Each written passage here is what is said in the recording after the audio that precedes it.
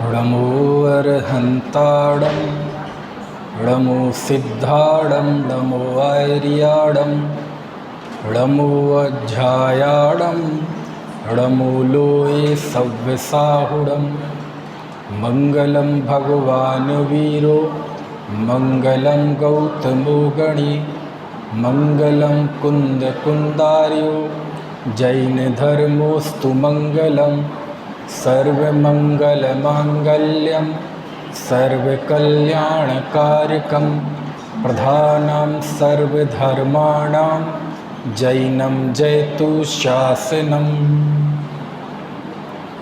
नमः श्रीवर्धमानाय निर्धूतकलिलात्मने सालोकानां त्रिलोकानां यद्विद्यादर्पणायते।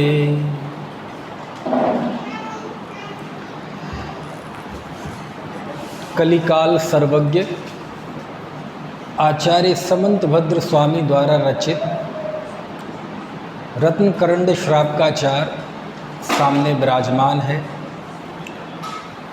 और इस शास्त्र के आधार पर कुछ बात हम सल्लेखना पर करेंगे। ये रत्नकरंड श्रावकाचार जिसमें 150 श्लोक हैं और इसकी रचना आज से लगभग 1800 साल पहले आचार्य समंतभद्र स्वामी ने की थी। ये वो आचार्य समंतभद्र स्वामी हैं जिन्होंने इस कलिकाल में सर्वज्ञता को सिद्ध किया। यही कारण है कि इन्हें कलिकाल सर्वज्ञ कहा जाता है। सबसे पहले संस्कृत भाषा में स्तोत्र लिखे, इसी कारण इन्हें आद्य स्तुतिकार कहा जाता है। स्तोत्रों के माध्यम से आपने जैन न्याय को प्रतिष्ठित किया। यही कारण है कि इन्हें जैन न्याय का प्रतिष्ठापक आचार्य कहा जाता है। और ये ग्रंथ रत्नकरंड श्रावकाचार विषयक ये सबसे प्राचीन ग्रंथ है। 12 अंगों में 12 अंगों में जो उपासकाध्याय नाम का अंग है जिसमें श्रावकों के आचरण का वर्णन है, तो उपासकाध्याय अंग का तो लोप हो गया, लेकिन कहीं ना कहीं गुरु परंपरा से, श्रुति परंपरा से हमारे आचार्यों को श्रावकों का आचरण कैसा होना चाहिए, उसकी आचार्य संहिता क्या है, इस बात का ज्ञान हुआ। यद्यपि श्रावक के आचरण का संक्षिप्त वर्णन आचार्य कुंद चरित्र पाहुड़ में कर चुके थे, लेकिन वो अत्यंत संक्षिप्त था। थोड़े विस्तार के साथ श्रावकों के आचरण का वर्णन आचार्य कुंद देव ने रयण सार में किया है। लेकिन इनमें से कोई भी ग्रंथ श्रावक को आचरण बताने वाला पृथक ग्रंथ नहीं है। कार्तिकेयानुप्रेक्षा में भी श्रावकों के आचरण का संक्षिप्त वर्णन है ना, गृहस्थ के धर्म का वर्णन है धर्म अनुप्रेक्षा में। लेकिन श्रावक के आचरण को लेकर स्वतंत्र ग्रंथ यदि कोई सबसे प्राचीन है तो वो रत्नकरंड श्रावकाचार है। इसमें 150 श्लोक हैं और चूँकि ये समंतभद्र आचार्य द्वारा रचित है, इससे ही इस ग्रंथ की, इस शास्त्र की जो महिमा है वो अपने आप ही बढ़ जाती है। क्योंकि आचार्य समंतभद्र स्वामी का मूल आमनाय में इतना अधिक सम्मान है, उनको इतना अधिक आदर के साथ स्मरण किया जाता है कि जैसे श्रवण संस्कृति के स्थापक कुंद देव हैं और जैन तत्व ज्ञान को मूलतः लिपिबद्ध किया आचार्य कुंद देव ने, लेकिन जैन धर्म को है ना एकांतवादियों के साथ संघर्ष करते हुए अनेकांत और स्यादवाद को यदि पूरे भारतवर्ष में स्थापित किया तर्क के बल पर, न्याय के बल पर, तो वो आचार्य समंतभद्र स्वामी थे। वो स्वयं लिखते हैं कि मैं कुबादियों के मद का खंडन करने के लिए मैं शेर की तरह विचरण करता हूँ। और ऐसा कहते हैं कि आचार्य समंतभद्र जहाँ पहुँच जाते थे तो विरोधी पंडित गांव छोड़कर भाग जाते थे। इतना खौफ था एकांतवादियों में आचार्य समंतभद्र स्वामी का। और उल्लेखों के अनुसार वो भविष्य के तीर्थंकर भी हैं। तो खैर भविष्य के तीर्थंकर होने से वो महिमावंत है ऐसा नहीं है, बल्कि उन्होंने इसी जन्म में, इसी भव में जो ज्ञान की आराधना की और जो जैन धर्म की प्रभावना की, वो पहलू ही इतना महान है कि उसके आगे दूसरी बातें बहुत अधिक महत्व की नहीं है। 150 श्लोक हैं इस शास्त्र में और इसका मूल उपास का अध्ययन अंग है ना। इस पर एक प्रभाचंद्र आचार्य की टीका मिलती है। इस पर पंडित सदाशिव दास जी की जो भाषा वचनिका है, बहुत गंभीर और बहुत महान भाषा वचनिका है।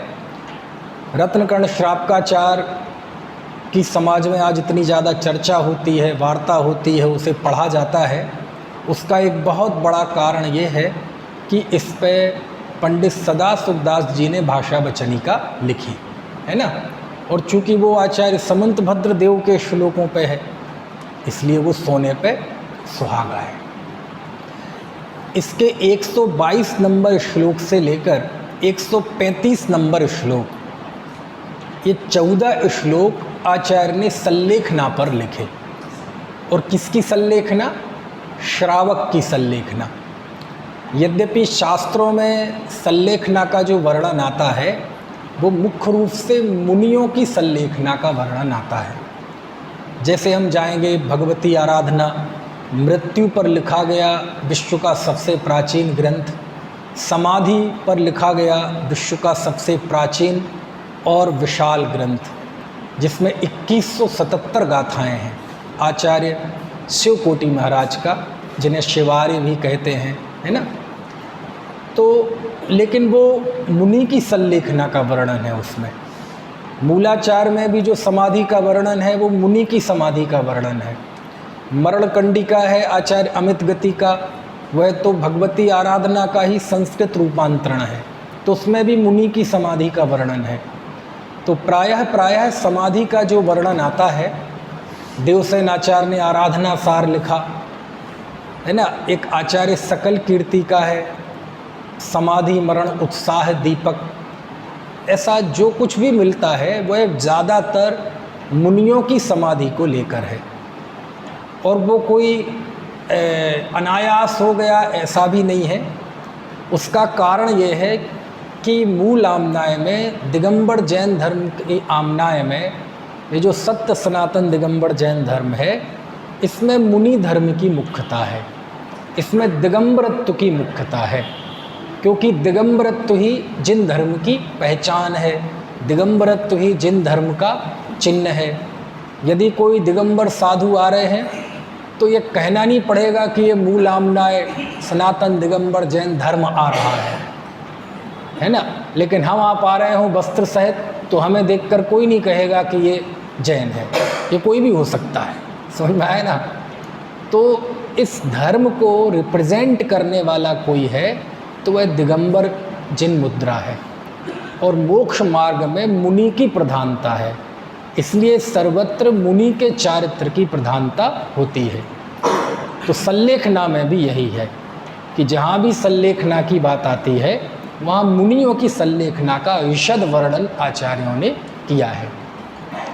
लेकिन ये 14 श्लोक ये गृहस्थ की सल्लेखना के हैं, दूसरी जगह भी आते हैं, लेकिन ये सबसे प्राचीन है जिसमें गृहस्थ की सल्लेखना का वर्णन है। इसलिए मैंने इन 14 श्लोकों के आधार से सल्लेखना पर कुछ बात करने का मन बनाया। ठीक है, चलिए। आप सब सल्लेखना तो जानते ही हैं, किसे कहते हैं, जानते हैं ना? क्यों जी, जानते हैं? बोले हाँ जी जानते हैं। तो फिर चलें घर, फिर अब मैं क्या बताऊं। नहीं जानते हैं, कुछ जानते हैं, कुछ सीखना है ना। सल्लेखना किसे कहते हैं वो तो इसमें आएगा अभी। सत लेखन, अच्छी प्रकार से क्रश करना, अच्छी प्रकार से सम्यक प्रकार से क्रश करना, उसे ही सल्लेखना कहते हैं। क्रश करना मतलब दो प्रकार से क्रश करते हैं, शरीर को क्रश करना और कषाय को क्रश करना, इसे हम सल्लेखना कहते हैं।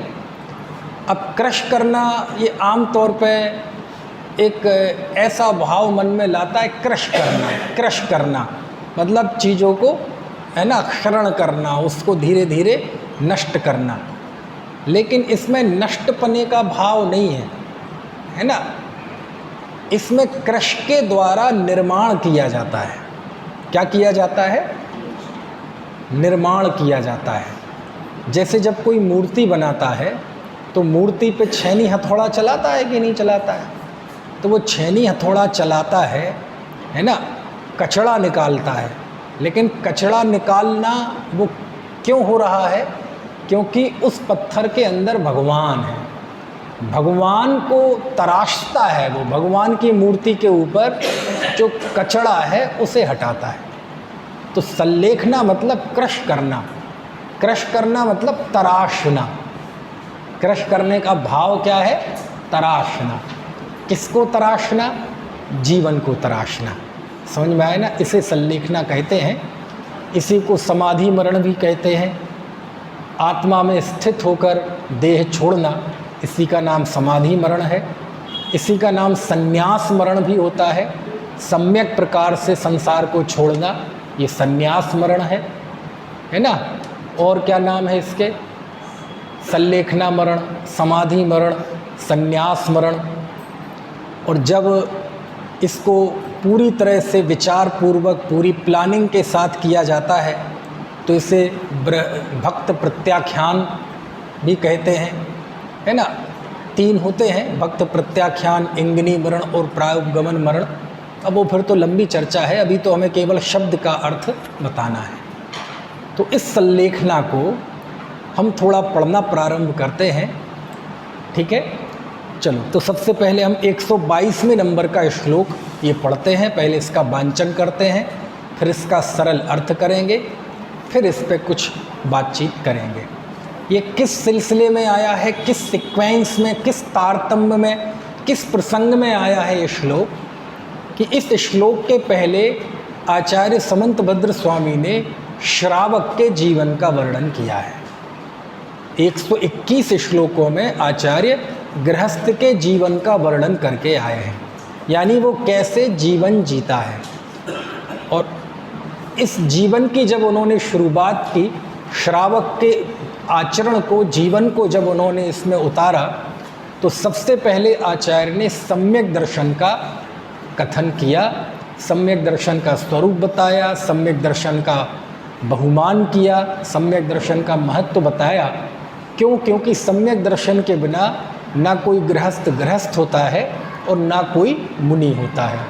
सम्यक दर्शन के बिना धर्म की शुरुआत ही नहीं होती। तो यद्यपि ये चरणान योग का शास्त्र है, लेकिन अभी कुछ दिनों पहले जब 4 अनियोग पर हम बात कर रहे थे तो उस समय ये बात बताई थी कि अनियोग बदलता है, शास्त्र बदलते हैं, शैली बदलती है, व्याख्यान पद्धति बदल जाती है, शताब्दियाँ बदल जाती हैं, दशक बदल जाते हैं, भाषाएं बदल जाती हैं, लेकिन हम शास्त्रों का जब अनुशीलन करते हैं तो एक चीज़ नहीं बदलती। वो क्या है? वो है सम्यक दर्शन की महिमा, है ना। जब यहाँ भी आचार्य ने श्रावकाचार का वर्णन प्रारंभ किया तो सबसे पहले सम्यक दर्शन का कथन किया, क्योंकि उसके बिना ज्ञान और चारित्र नहीं होते। सम्यक दर्शन का कथन करने के बाद आचार्य ने 5 अणुव्रत, 3 गुणव्रत और 4 शिक्षा व्रतों का वर्णन किया। यानी जो श्रावक के 12 व्रत हैं, उन 12 व्रतों को समझाया कि ऐसा श्रावक का जीवन होता है, ठीक है। अब जब श्रावक के 12 व्रतों का वर्णन कर दिया, उसके बाद फिर आचार्य यहाँ सल्लेखना का वर्णन प्रारंभ करते हैं। आचार्य ने 12 व्रतों से अलग सल्लेखना को रखा। लेकिन जब हम समंतभद्राचार्य से पहले जाते हैं तो आचार्य कुंदकुंद स्वामी ने चरित्र पाहुड़ में श्रावक के 12 व्रत बताए। उसमें 12वां व्रत है सल्लेखना। कौन सा व्रत है? 12वां व्रत सल्लेखना है। यानी आप समझ सकते हैं आचार्य कुंदकुंद देव की दृष्टि में, है ना, सल्लेखना एक व्रत है। सल्लेखना क्या है? एक व्रत है। समझ में आया ना? बात के आचार्यों ने उसे व्रत में ना रख के उसकी प्रेरणा दी है। जैसे यहाँ भी 12 व्रतों में नाम नहीं है सल्लेखना का, अलग से उसका वर्णन किया है। तत्वार सूत्र में भी हमने पढ़ा था मारणांत कीम सल्लेखना जोशिताम, कि भैया मरण के अंत में होने वाली सल्लेखना को प्रीति पूर्वक अंगीकार करना चाहिए, उसका सेवन करना चाहिए। वहाँ आचार्य ने सल्लेखना की प्रेरणा दी है। लेकिन कुंदकुंद देव ने तो उसे व्रतों में ही रखा। किसको? सल्लेखना। तो प्रश्न होता है क्यों रखा? उसके पीछे क्या सोच रही होगी, क्या मंतव्य रहा होगा? तो जब वो मंतव्य जानने का मैंने प्रयत्न किया तो फिर जब प्राचीन आगमों को खोल के देखा तो जैसे आचार्य कुंद देव की ही 10 भक्तियाँ पढ़ी। कौन सी 10 भक्तियाँ? आपने नाम तो सुने हैं 10 भक्ति के। आचार्य कुंद देव के कौन से शास्त्र हैं? प्रवचन सार, पंचास्तिकाय, समय सार, नियम सार, अष्टपाहुड़, वो 8 ग्रंथ हैं। दंसल पाहुड़, सुत्त पाहुड़, चरित्र पाहुड़, बोध पाहुड़, भाव पाहुड़, मुख पाहुड़, लिंग पाहुड़, सील पाहुड़, ठीक है।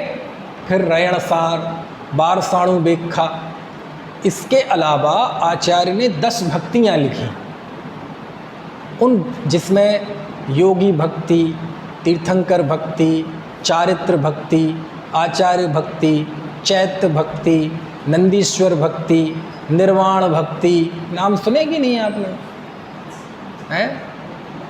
नंदीश्वर भक्ति भी की है आचार्य कुंद देव ने, अष्टानिका पे जो हम करते हैं। निर्वाण क्षेत्रों की भी भक्ति की है।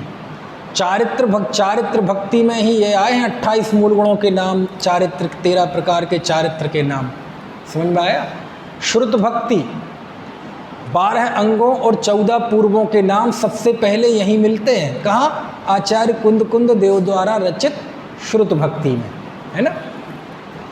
तो ये प्राकृत भाषा में है भक्तियाँ भी। उसके बाद पूज्यपाद स्वामी ने भी 10 भक्तियाँ लिखी संस्कृत में, है ना। चलिए, तो उन 10 भक्तियों में 10 भक्ति लिखने के बाद भक्तियाँ तो कुछ पद्य में है, एक आध दो गद्य में भी है। तो निर्वाण भक्ति है, चैत्य भक्ति है। उस भक्ति के बाद वो अंचलिका लिखते हैं। क्या लिखते हैं? अंचलिका।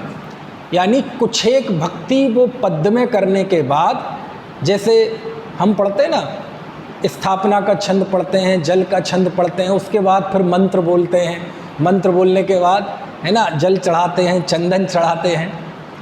तो वहाँ पर पद्य में भक्ति करने के बाद कुछ गद्य अंश भी लिखते हैं आचार्य देव, उसको नाम दिया है अंचलिका। और अंचलिका में वो लिखते हैं, हर अंचलिका लगभग समान ही है, थोड़ा बहुत कहीं फेरबदल है। उसमें वो लिखते हैं, सबसे आखिरी का वाक्य ये है कि हे भगवान, आपकी भक्ति से, यानी ये जो मैं उपक्रम कर रहा हूँ, इससे मोहक्ख हो, कम्मक्ख हो, बोहिला हो, सुगई गमन, समाहि मरणम, जड़ गुण संपत्ति हो मज्झ। हर एक अंचलिका में सबसे आखिरी वाक्य यही है कि हे भगवान, आपकी भक्ति से मोहक्ख हो, मेरे मोह का क्षय हो, कम्मक्ख हो, मेरे कर्म का क्षय हो, बोहिला हो, मुझे बोधि की प्राप्ति हो, सुगई गमन, सद्गति हो, और एक 5वां समाहि मरण, मेरा समाधि मरण हो, और जड़ गुण संपत्ति हो मज्झ, और मुझे जिनेंद्र गुणों की संपत्ति प्राप्त हो। तो ये जो पूरी सूची है, ये हर एक अंचलिका में आचार्य दोहराते हैं। समझ में आए ना। और उसमें आता है समाहि मरणम, कि हे भगवान, मेरा समाधि मरण हो। जब दूसरे शास्त्रों में जाते हैं, भगवती आराधना में, और भी जगह है ये सब, वहाँ भी यही है, मोहक्षयम कम्मक्षयम समाधि मरणम बोहिलाहम च। हे भगवान, आपकी भक्ति से मेरा समाधि मरण हो। जगह जगह पे ये बात आती है। मूलतः तो 10 भक्तियों में है, लेकिन और जगह जगह पे प्राचीन उल्लेख इसके आते हैं कि सम्यक दृष्टि को कोई सांसारिक इच्छा नहीं होती, कोई स्वर्ग की पुण्य की इच्छा नहीं होती, बस यही इच्छा होती है कि मेरा बोधि लाभ हो, मेरा समाधि मरण हो, मेरे मोह का नाश हो, मेरे कर्म का नाश हो। बस इच्छा यदि है तो यही है, इसके अलावा कोई दूसरी इच्छा नहीं है। तो फिर मेरे मन में आया कि जब जगह जगह पे भक्ति में, स्तुतियों में जब समाधि मरण की भावना होती है, तो फिर एक बात निकल कर आती है कि भक्ति तो श्रावक भी करता है। समझ, जिन मुनियों का इतना पवित्र जीवन होता है, वो भी समाधि मरण की भावना बहाते हैं कि मेरा समाधि मरण हो। अच्छा, क्यों भाते हैं? क्योंकि समाधि पूर्वक मरण हो ऐसी गारंटी नहीं है। कई बार समाधि बिगड़ जाती है, कई बार जीवन भर आराधना करने के बाद भी अंतिम समय में परिणाम विचलित हो जाते हैं। कुछ व्रतों में दोष लग जाता है, समता नहीं रख पाते, निर्भयता नहीं रह पाती। इसलिए हर एक साधक को, जब मुनि को ही ये भाव होता है कि मेरा समाधि मरण हो, तो जब मुनि जैसी उत्कृष्ट चर्या, उत्कृष्ट जीवन जीने वालों को भी समाधि की भावना होती है, तो गृहस्थ को तो होती ही है। समझ में आए ना? सम्यक दृष्टि को भावना होती है ये कि मेरा जीवन समाधिमय हो। और कौन से सम्यक दृष्टि को होती है? किसको होती? सबको होती है। कोई भी धर्मात्मा जीव ऐसा नहीं है, कोई भी सदगृहस्थ ऐसा नहीं है जिसको समाधि की भावना ना होती हो। समझ में आए ना? तो आचार्य ने समाधि की भावना की इस पवित्रता को प्रतिनिधित्व दे दिया, क्या करके? सल्लेखना को व्रतों में स्थान देकर।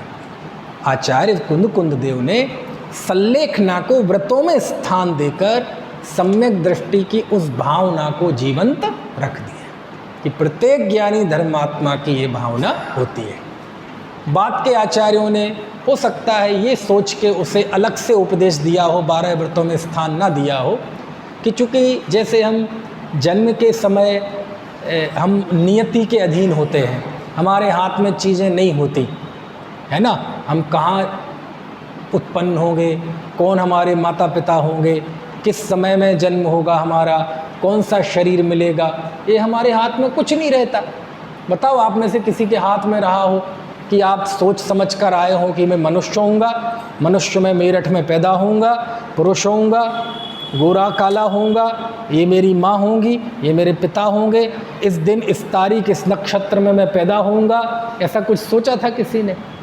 तो हम जन्म के समय जैसे बिल्कुल कर्मों के गोद में रहते हैं, हमारे हाथ में कुछ नहीं रहता। ऐसे ही मृत्यु के समय में भी आम तौर पर हम नियति के अधीन होते हैं। कई बार ऐसा होता है कि मौत आने के 1 सेकंड पहले ही हमें पता नहीं था। समझ में आया ना? गाड़ी से जा रहे थे, बस पता नहीं क्या हुआ, किसी ने पीछे से ट्रक चढ़ा दिया, ख़त्म खेल। तो हमें 1 सेकंड पहले ही पता नहीं था कि मौत आने वाली है। अब ऐसे में कैसे समाधि मरण होगा? क्यों? क्योंकि मृत्यु भी हमारे हाथ में नहीं है। क्योंकि जैसा जन्म का समय एक सुनिश्चित है, जिस समय हमने जन्म लिया था उसी में समय हमारे माथे पे एक तारीख लिखी आई थी कि इस जीव की मृत्यु इस स्थान पर, इस निमित्त से, इस प्रक्रिया से होगी, है ना, इस समय में होगी, इस साल के, इस महीने के, इस दिन में, इस घंटे में, इस सेकंड में होगी। तो वो भी हमारे हाथ में नहीं है। तो जो चीज़ हमारे हाथ में नहीं है, जिस चीज़ पे हमारा पुरुषार्थ नहीं चलता, उसका संकल्प हम व्रत में कैसे लें कि हम समाधि मरण करेंगे? तो हो सकता है इस व्यवहारिक बाधा को ध्यान में रखते हुए बाद के आचार्यों ने उसे सल्लेखना में को व्रत में नहीं रखा, लेकिन कुंद देव ने क्योंकि सभी साधकों की समाधि मरण की भावना होती है, इस भावना को उन्होंने जीवंत किया, क्या करके? उस समाधि को, सल्लेखना को 12 व्रतों में स्थान देके। ठीक है, चलिए अब जरा श्लोक पढ़ते हैं। एक एक पद में बोलूँगा, आप लोग दोहराइएगा, फिर हम एक साथ पढ़ेंगे। उपसर्गे दुर्भिक्षे जरसि रुजायां च निःप्रतिकारे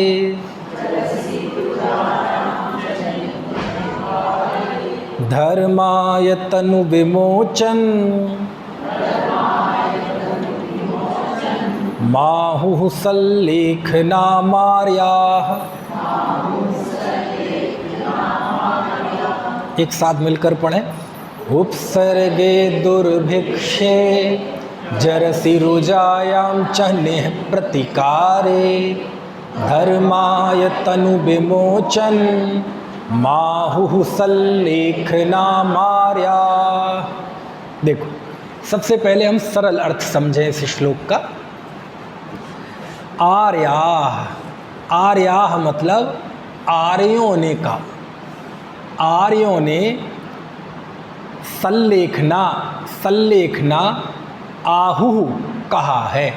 किसको कहा है सल्लेखना? तो देखो, उपसर्गे दुर्भिक्षे जरसि रुजायां च निःप्रतिकारे। निःप्रतिकारे का अर्थ होता है जिसका प्रतिकार संभव ना हो, जिसे टाला ना जा सके। ठीक है, निःप्रतिकारे का अर्थ क्या है? जिसे टाला ना जा सके, जिसका प्रतिकार ना किया जा सके, जिसे रोका ना जा सके। ऐसा जिसे टाला ना जा सके, जिसका प्रतिकार ना किया जा सके, उसे कहते हैं निःप्रतिकारे। समझ में आया ना? जिसको मतलब जिसका उपाय ही नहीं है, जिसका कोई इलाज ही नहीं है, जिसका कोई समाधान ही नहीं है, तो जिसको टाला ना जा सके, ऐसा निःप्रतिकारे, ऐसा उपसर्ग में। ठीक है, दुर्भिक्ष में, जरसी, जर यानी होता है बुढ़ापा, तो बुढ़ापे में, अथवा मतलब इसको ऐसा कह सकते हैं कि जिसे टाला ना जा सके, ऐसा उपसर्ग होने पर, दुर्भिक्ष, दुर्भिक्ष होने पर, जरसी ऐसी वृद्धावस्था आने पर, और रुजायाम च, और रुजायाम, रुजा यानी होता है रोग, ऐसा रोग होने पर। कैसा? जिसका इलाज संभव ना हो, जिसे टाला ना जा सके। ठीक है, जिसे टाला ना जा सके, ऐसे उपसर्ग में, दुर्भिक्ष में, बुढ़ापे में और रोग आने पर धर्माय, धर्म के लिए, तनु, तनु मतलब शरीर, और विमोचन मतलब उसका त्याग। ऐसी स्थिति में धर्म के लिए शरीर के त्याग को आर्याः, आर्य, आहु कहते हैं क्या? सल्लेखना। ठीक है, सल्लेखना कहते हैं। ठीक है, एक एक शब्द का अर्थ समझ में आया। उपसर्गे मतलब उपसर्ग में, दुर्भिक्षे यानी अकाल आदि पड़ने पे, जरसी मतलब बुढ़ापे में, रुजायाम मतलब रोग में, उच्चा ये और के अर्थ में है। और ये भी अर्थ हो सकता है इसके अलावा और भी कोई स्थिति बन जाए। निःप्रतिकारे, निःप्रतिकारे यानी जिसको टाला ना जा सके, जिसको मेटा ना जा सके, है ना। ऐसी स्थिति में धर्माय, धर्म के लिए, तनु, तनु मतलब शरीर, विमोचन, विमोचनम ये है, विमोचनम मतलब शरीर का, विमोचनम मतलब त्याग। आपने विमोचन सुना होगा ना पुस्तकों का विमोचन होता है तो उसके ऊपर का वो जो कवर होता है वो निकाल देते हैं, तो उसको विमोचन कहते हैं। क्यों निकालते हैं कवर? इसलिए निकालते हैं कि अब उसके अंदर से बहुत बढ़िया वस्तु निकलने वाली ऐसी धर्म के लिए तन का विमोचन, यानी तन को छोड़ना। क्यों? क्योंकि इससे धर्म प्रकट होगा, धर्म की रक्षा के लिए। धर्माय, धर्म के लिए शरीर का त्याग करना आहु कहते हैं। सल्लेख नाम, सल्लेखना कौन कहते हैं? आर्या।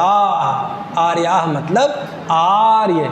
आर्य यानी आर्यों में सर्वश्रेष्ठ कौन है? गणधर हैं, श्रुतकेवली हैं, है ना, प्रत्येक बुद्ध हैं, अभिन्न 10 पूर्वी हैं, 10 पूर्वी हैं, ये सब। तो गणधर जैसे आर्य पुरुष, उसको सल्लेखना कहते हैं। ठीक है, अर्थ समझ में आ गया आपको इस श्लोक का? कोई श्लोक के शब्द का कोई अर्थ समझ में ना आया हो तो आप बताओ। देखो एक बार, बहुत ध्यान से देखो दोनों पंक्तियाँ, कोई शब्द का अर्थ समझ में ना आ रहा हो तो। ये शिविर वगैरह होता तो शायद मैं नहीं पूछता, लेकिन अब तो अपन हमारा कोई टारगेट नहीं है ना, कितने दिन में करना, कैसे करना, है ना, रोज का स्वाध्याय है ये। आ गया? चलो मैं पूछता हूँ, आप बताना। तनु, तनु मतलब, और विमोचनम, विमोचनम मतलब छोड़ना, छोड़ने की क्रिया को ही विमोचनम कहते हैं, विमोचन। और नेह प्रतिकारे यानी जिसका प्रतिकार संभव ना हो, जिसको रोका ना जा सके, इलाज ना हो, टाला ना जा सके।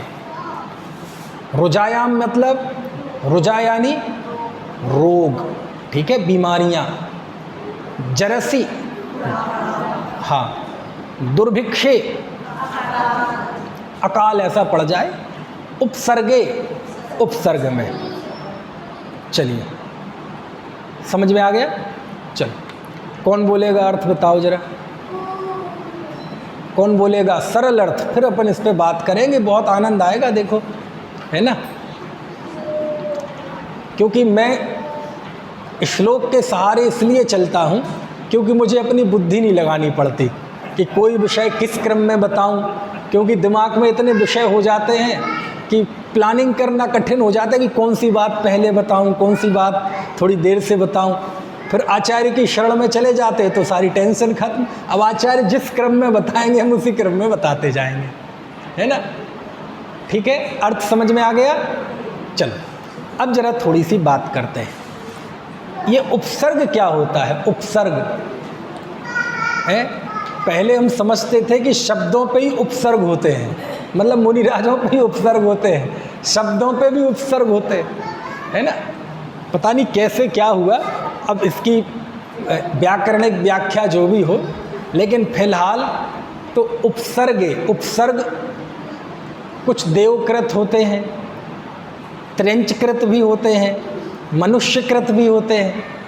तो ऐसा कोई उपसर्ग आ जाए, ठीक है, लेकिन कैसा उपसर्ग? जिसका प्रतिकार संभव ना हो। पहले तो गृहस्थ पूरी तरह से, मान लीजिए कोई पशु आप पे आक्रमण कर दे, तो पहले तो आप पहले कोशिश करता है वह जीव कि इससे बचा जा सके। समझ में आया ना?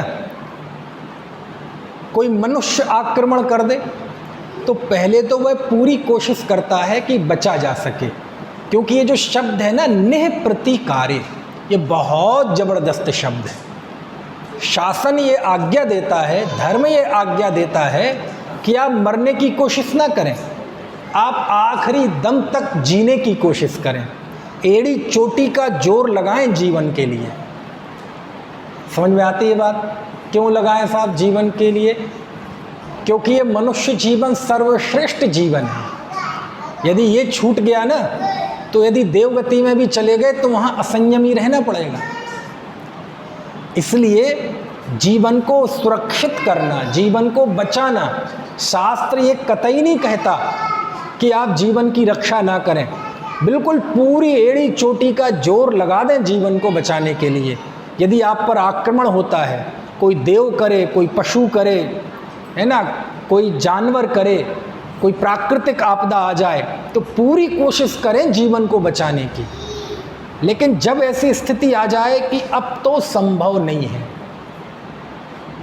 बिल्कुल अब तो जीवन संभव है ही नहीं, उस स्थिति को कहते हैं निःप्रतिकारे, है ना। इसके लिए यदि हम प्रथमान युग में जाएं तो एक दृष्टांत याद आ रहा है। चक्रवर्ती की कन्या थी, कौन? अनंगश्रा थी ना। हाँ, अब जंगल में थी। अब देखो जंगल में चक्रवर्ती की बेटी, बोलो जब पाप का उदय आता है तो ये मायने रखता है कि आप किसकी बेटी हैं। अनंगरा थी ना। तो ऐसी स्थिति में जंगल में थी कि अजगर खा गया, अजगर निगल गया, पैर भी निकल गया, कमर भी निकल गया, पेट भी निकल गया, बस थोड़ा सा ऊपर का भाग सिर बच रहा था। इतने में वह चक्रवर्ती ढूंढते ढूंढते आ गया, समझ में आया ना। और उसने अजगर को मारने के लिए ऐसा तीर संधान किया। काय के लिए? अजगर को मारने के लिए। तो उस समय अनंगश्रा ने क्या कहा? नहीं नहीं नहीं पिताजी, बस बस बस बस, अब इसको अभय दान दो। क्यों? बोले बस मैंने तो अब सल्लेखना ले ली है, मैंने तो अब समाधि ले ली है, क्योंकि ये ऐसा दारुण उपसर्ग है कि अब इसका प्रतिकार संभव नहीं है। आप उस अजगर को मार भी देंगे तो भी मैं बचने वाली नहीं हूँ, क्योंकि मैंने ऐसी आमरण सल्लेखना ले ली है ना। मृत्यु पर्यंत के लिए मैंने चारों प्रकार के आहार का त्याग कर दिया है, इस उपसर्ग करने वाले को भी क्षमा कर दिया है, अभयदान दे दिया है। मैंने सबके साथ स्नेह, सबके संग का भाव, स्नेह का भाव सब त्याग दिया है। अब ना मैं आपकी बेटी हूँ, ना आप मेरे पिता हैं। समझ में आए ना। अब तो परमाणु मात्र भी मेरा नहीं है। अहम एक को खलु शुद्धो दंसण राण मय्यो सदा रूबी णबि अत्थ मज्ज किंचिबी अन्नम परमाणु में तमती एगो में सस्त दो अप्पा राण दंसण लखड़ो शेषा में बाहिरा भाबा सब्बे संजोग लक्षणा। समझ में आए ना। ऐसा मैंने विचार कर लिया है, इसलिए अब क्षमा करो, है ना। ऐसा उपसर्ग आने पर फिर जीव समाधि लेता है। समझ में आए ना। अब ऐसा उपसर्ग कोई आ जाए, मान लीजिए बैठा है ना, और सामने से शेर आ जाए और वो सोचे नहीं नहीं अब पता नहीं जो भी हो भाग सकता है, और भागे नहीं, रक्षा कर सकता है अपनी और करे नहीं, और अब जो होगा तो देखेंगे। ऐसा नहीं होता है, ऐसा होगा नहीं हालांकि, लेकिन ऐसा कोई सोचे भी, ऐसी कोई उसने परिकल्पना कर रखी हो तो उसका निषेध है यहाँ। हाँ, सामायिक के काल में ऐसा उपसर्ग आ जाए तो सामायिक के काल में तो गृहस्थ भी महाव्रती है, गृहस्थ भी मुनि है, उसकी बात नहीं है।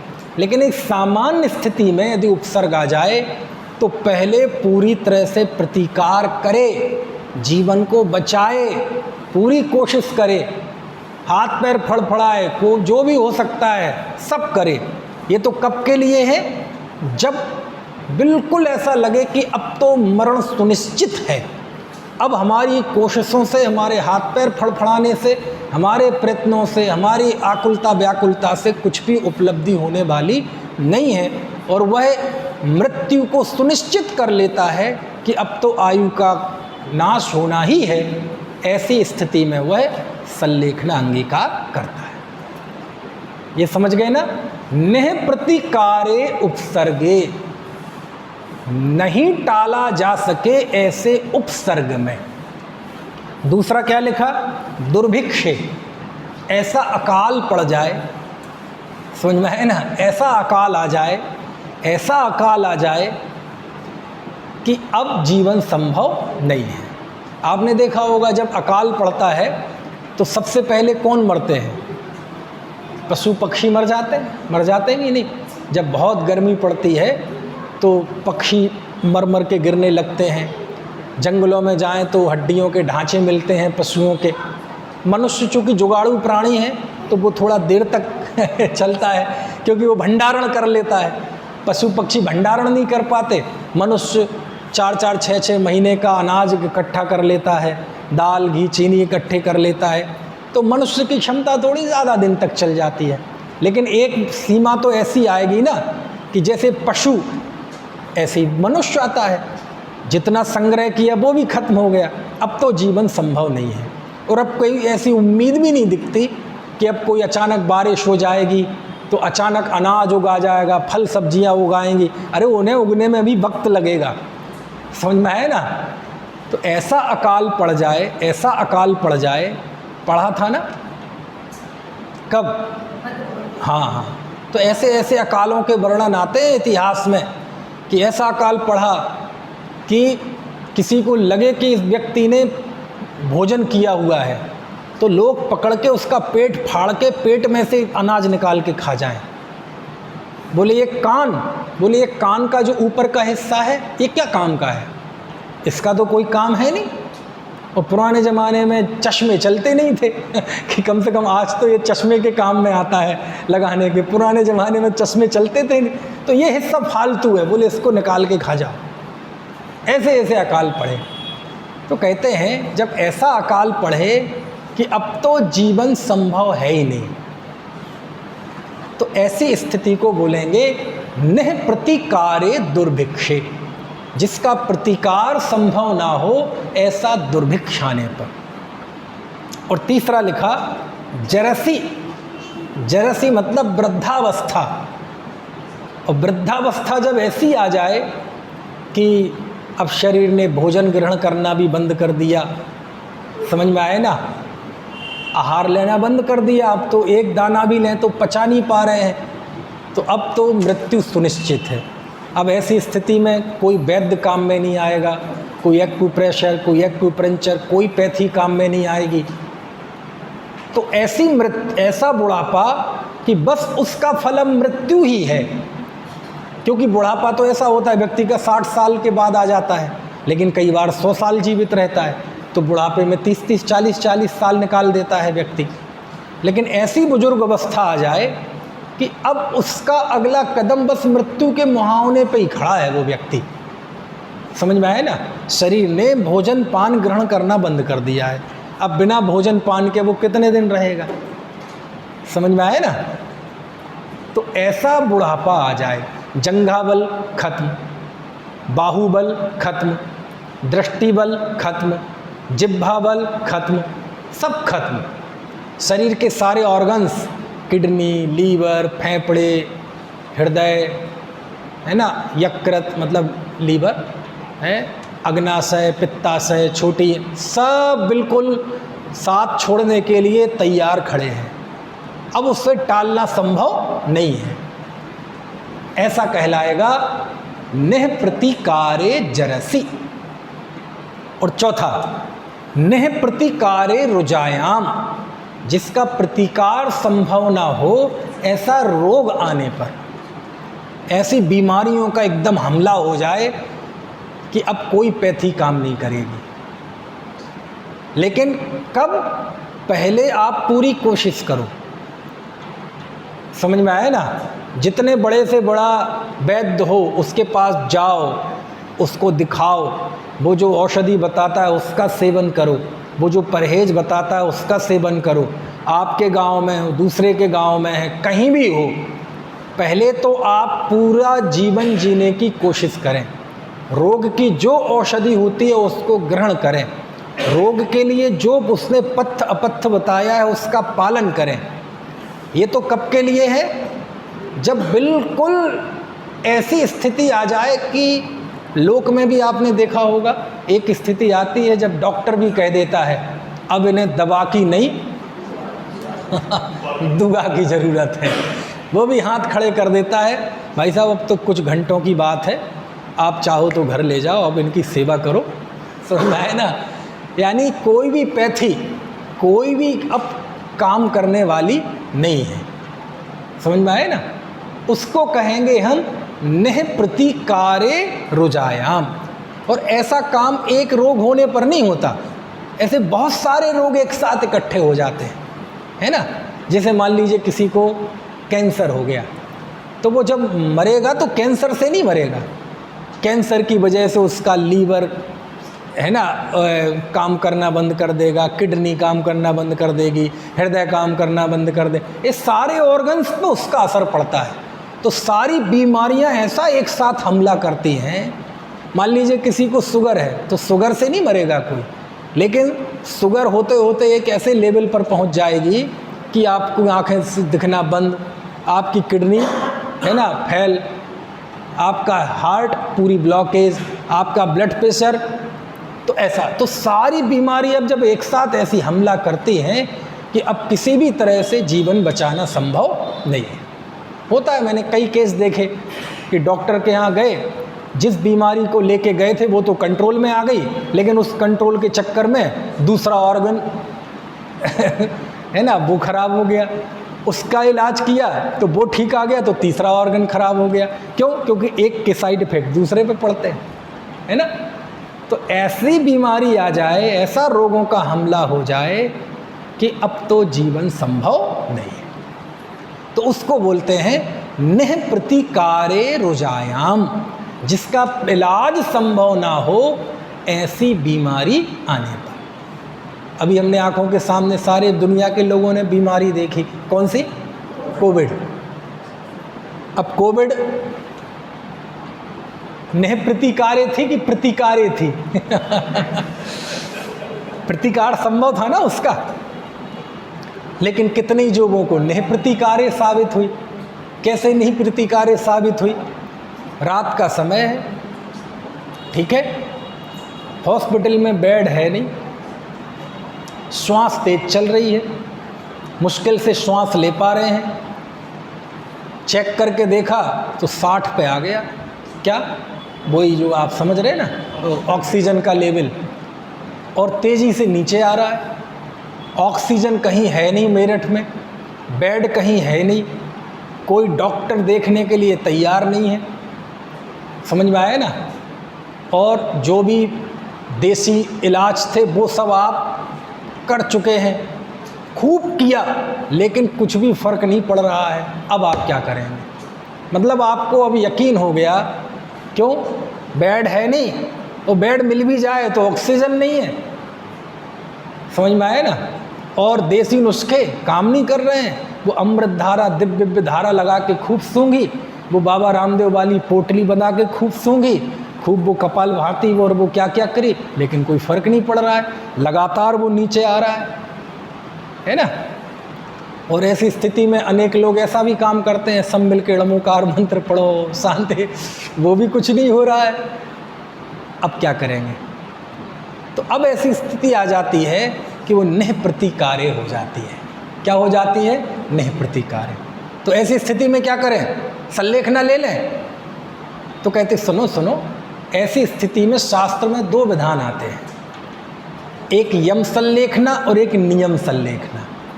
एक ऐसी भी संलेखना होती है जो आजीवन के लिए होती है, और एक ऐसी स्थिति होती है जो कंडीशनल होती है। यदि ये स्थिति टल गई तो मैं वापस दोबारा जैसा जीवन है वो जीऊँगा, लेकिन नहीं टली तो मैं समस्त प्रकार के आहार परिग्रह का त्याग करता हूँ। ऐसी भी संलेखना होती है। समझ में आए ना? ऐसे है। अरे हम क्या सोचते हैं, जरा सा कुछ आए तो कैसा संलेखना ले लो, ऐसा नहीं है। शास्त्र कहता है पहले जीवन जीने का प्रयत्न करो, जीवित रहने का प्रयत्न करो, क्योंकि जीवन ये आपका दुश्मन नहीं है। ये जीवन है तो ही साधना हो सकती है, क्योंकि मनुष्य से बढ़िया कोई जीवन नहीं है। यहाँ से चले जाओगे तो क्या होगा? कोई देवगति में चला गया तो असंयम की जिंदगी जिएगा, सागरों पर्यंत जिएगा कि नहीं? ईर्ष्या में जलेगा, सिर पटक पटक के मर जाना, तब भी अणुव्रत के भाव नहीं हो सकते, अब प्रत्याख्यानामण कषाय का नाश नहीं कर सकते। लेकिन इस शरीर के रहते हुए, बीमार ही क्यों ना हो, रोगी क्यों ना हो, लेकिन इस शरीर के रहते हुए व्यक्ति वो आराधना साधना कर सकता है। समझ में आया ना? इसलिए जीवन दुश्मन नहीं है, लेकिन इस जीवन को पारमार्थिक जीवन मान लेना वो मिथ्यात्व है, वो अज्ञान है। व्यवहारिक जीवन में ये आपकी साधना में निमित्त बनता है, इसलिए इसको नष्ट नहीं करना कि इसका प्रतिकार किया जा सकता है और हम संलेखना ले लें। वो संलेखना नहीं है, वो तो आत्महत्या है। चलो प्रमाण देते हैं। आप हर चीज़ का प्रमाण देने में मुझे अच्छा लगता है। समंत भद्राचार्य जब उन्हें भस्म रोग हो गया, भस्मक रोग, भस्मक रोग तो आप जानते कि नहीं? ऐसा रोग होता है अमित भाई, अमित नाम ना आपका, कि कितने ही खाते जाओ, थाल के थाल खा ले, भूख ही नहीं मिटती। खाते हैं, भूख और चाहिए और चाहिए और चाहिए और चाहिए। अब मुनि दशा में ऐसा संभव नहीं है।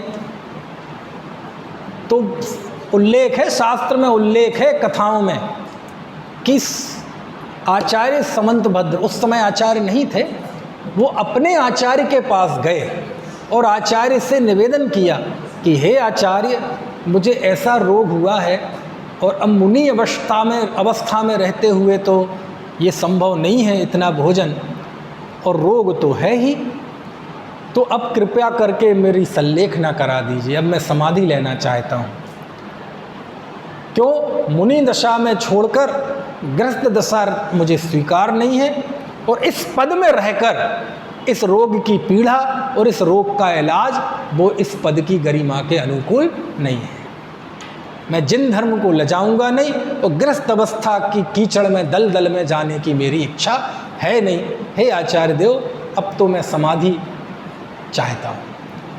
तो आचार्य ने क्या किया होगा? हाँ हाँ हाँ, बहुत बढ़िया, बहुत बढ़िया, ले लो ले लो ले लो। ऐसा नहीं है। आचार्य ने कहा नहीं नहीं नहीं नहीं नहीं नहीं नहीं, ये इसकी स्थिति बनी है, इसका प्रतिकार करो। अरे समंतभद्र, तुम कैसी बात कर रहे हो? तुम तो इस भारतवर्ष के सूर्य हो, तुम्हारे द्वारा तो पूरा भारतवर्ष प्रकाशित होने वाला है। तुम तो जिन धर्म की महती प्रभावना करोगे। अरे तुम्हारा यश, तुम्हारी वाणी, तुम्हारी लेखनी, तुम्हारा काव्य, तुम्हारा न्याय सारे विश्व को, है ना, शताब्दियों तक प्रकाशित करेगा, मार्गदर्शन करेगा। तुम समाधि की बात करते हो? उन्होंने इजाज़त नहीं दी समाधि की। उन्होंने कहा रोग का इलाज करो। उन्होंने मुनि पद छोड़ा, इलाज किया। अब वो इलाज किया वो घटना है, और जब वो रोग ठीक हो गया तो वापस आचार्य के समक्ष जाके चरणों में निवेदन किया, हे आचार्य, अब मुझे ग्रहण कीजिए। आचार्य ने पुनः उन्हें दीक्षित किया, और फिर बाद में वह आचार्य समंतभद्र हुए, कलिकाल सर्वज्ञ। समझ में आए ना? और वो समंतभद्र आचार्य ये बात लिख रहे हैं। ये बात उनके लिए व्यवहारिक जीवन में उन्होंने भोगी थी। ये घटना उनके साथ जीवन में घटित हो चुकी थी कि मेरे साथ भी बहुत बड़ी बीमारी आई थी, मैं भी आचार्य के समक्ष गया था, तो आचार्य ने कहा था नहीं, समाधि कोई खेल नहीं है, ना ये जीवन खेल है। बहुत सातिशय पुण्य के उदय से ये मनुष्य पर्याय मिली है। समझ में आए ना? तो आचार्य वो जो जीवन में घटित हो चुका था समंतभद्र आचार्य के, बोलो उसका असर उनके इस श्लोक पे है कि नहीं है? लिख रहे हैं ना, नेह प्रतिकारे, यानी जिसका प्रतिकार संभव ना हो, ऐसा उपसर्ग आने पर, ऐसा दुर्भिक्ष होने पर, ऐसा बुढ़ापा आने पर, ऐसी बीमारी आने पर अब क्या करे? तनु विमोचनम, शरीर का त्याग। किसके लिए? धर्माय, धर्म के लिए। जीवन में बहुत दुख है इसलिए नहीं,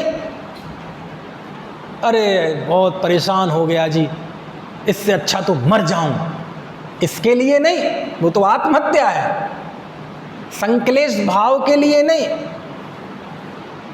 ये शरीर है इसलिए दुख है, हम ये शरीर को ही खत्म कर देते हैं, इसके लिए नहीं। ये तो आत्महत्या है। काय के लिए? धर्म के लिए। धर्म के लिए शरीर का त्याग। अच्छा, धर्म के लिए भी शरीर का त्याग होता है? इसका मतलब शरीर का ग्रहण करने से अधर्म होता है? कहते हैं नहीं, धर्मात्मा जीव के लिए सबसे ऊपर धर्म है। धर्म के लिए शरीर का पोषण भी करता था, भोजन करता था, उसे आहार देता था। अब ऐसा लग रहा है कि ये शरीर धर्म की आराधना में बाधा बनेगा, तो अब उसका खान पान बंद कर देता है, उसे छोड़ देता है। क्यों? शरीर का रखना अथवा शरीर का छोड़ना उसके लिए ये महत्वपूर्ण नहीं है, उसके लिए महत्वपूर्ण है क्या? धर्म की रक्षा। समझ में आए ना? भोजन करता है तो भी धर्म की रक्षा के लिए, और भोजन का त्याग करता है तो भी धर्म की रक्षा के लिए। शरीर की बैयावृत्ति कराता है तो भी धर्म की रक्षा के लिए, और सब छोड़ देता है तो भी धर्म की रक्षा के लिए। उसके लिए शरीर साधन है, साध्य नहीं है। भोजन साधन है, साध्य नहीं है। जब तक लगता था कि शरीर है तो धर्म की साधना कर सकते हैं, तो इसको भाई गाड़ी है, इसमें तेल डलवाओ, इसमें इंजन ऑयल डलवाओ, इसकी सर्विसिंग कराओ, समझ में आती है ना। लेकिन एक स्थिति आती है कि इसका इंजन ऐसा बैठ गया है कि फैक्ट्री कंपनी वाले ने भी मना कर दिया कि इसका कुछ नहीं हो सकता, समझ में आया ना। और अब चलता ही नहीं, चालू ही नहीं होती गाड़ी, तो अब क्या करें? तो कबाड़े में बेच दो, इसका कोई काम नहीं है, समझ में आया ना। ऐसा है, ठीक है। तो धर्माय, धर्म के लिए तनु विमोचन, शरीर का त्याग क्या है? सल्लेखना, सल्लेखना कहते हैं, आहु कहते हैं, कौन? आर्या, ठीक है। यानी यदि हम इस श्लोक में से एक छोटा सा वाक्य निकालें कि सल्लेखना क्या है, तो धर्म के लिए शरीर का त्याग वो सल्लेखना है। धर्माय तनु विमोचनम सल्लेखनाम, समझ में आया ना। धर्म के लिए शरीर का त्याग करना वो सल्लेखना है। अब प्रश्न, धर्म मतलब क्या? पता तो चलना चाहिए ना, किसकी रक्षा करना। धर्म मतलब क्या? चलो कल बात करेंगे, अभी समय हो गया। आपसे पूछूंगा कल में, किसमें लिखा ना धर्म की रक्षा के लिए शरीर का त्याग, तो पहले तो ये बताओ धर्म मतलब क्या, क्योंकि जिसकी रक्षा करना है उस संपदा का तो पता होना चाहिए। और दूसरा प्रश्न, यदि धर्म क्या है ये पता चल जाए तो फिर दूसरा प्रश्न, क्या वो धर्म हमारे जीवन में है जिसकी रक्षा करनी है? क्योंकि जिसकी रक्षा करनी है वो पहले होना चाहिए। तो रक्षा तो बाद में होती है, पहले उस धर्म को धारण किया जाता है। धारण किए हुए की तो रक्षा करेंगे, है ना। चलो बाकी बात आगे कल करेंगे, अभी का समय